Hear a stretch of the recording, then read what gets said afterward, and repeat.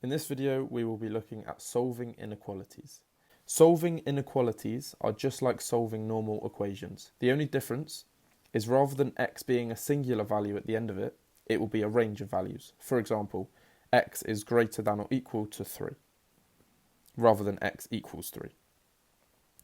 So let's take a look at this first equation here. 2x plus 7 is less than or equal to 17. Just like solving a normal equation, if you haven't seen my video on that, I recommend watching that first, as I will explain it a lot more in depth there. But first of all, we must subtract 7 from both sides. So 2x is less than or equal to 10. Next, divide by 2. And finally, that leaves us with x is less than or equal to 5. Now, a lot of the times in an exam, you will be asked to present your answer on a number line. This will look something like this. So you draw your number line out, and in an exam, it will normally always be there first. Let's mark on 0 at the midpoint, and 5 will be somewhere around about there. Now, when it comes to marking your point on, you have to mark the starting point. So here, the highest number we can have is 5, because x has to be less than or equal to 5. There are certain situations where sometimes you would draw a solid circle and sometimes you would draw a hollow circle. This all depends on whether this sign here is an equal to or not equal to. So the hollow one is for when you just have less than or greater than, and the solid one is when you have that equal to as well. Obviously in this situation we have the equal to as well, so we're going to be using the solid one.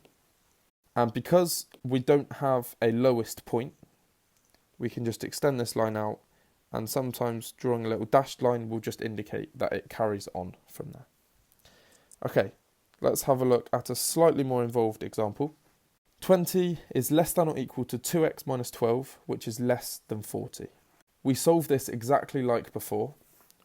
The fact we have two ends to it doesn't make a difference at all. So we're looking at this bit here, we just want x in the middle on its own. First of all, we can add 12 to both sides. That is going to make the 20 become 32. The middle is just going to become 2x, that's the whole point. And 40 is going to become 52. Now again, we just divide by 2 here. We're going to have 16 is less than or equal to x, which is less than 26. And again, presenting this on a number line. Draw out your number line here. This time I'm going to draw 0 a bit further down here because both our numbers are positive. Let's say 26 is right up this end, 16 is about here. Now notice we have something that doesn't have an equals to sign, and then this one does. So that means on the 16 we're going to draw a solid circle, and on the 26 we're going to draw a hollow circle, and a simple line linking those two indicates your solution on a number line. Thank you for watching, and I hope that helped.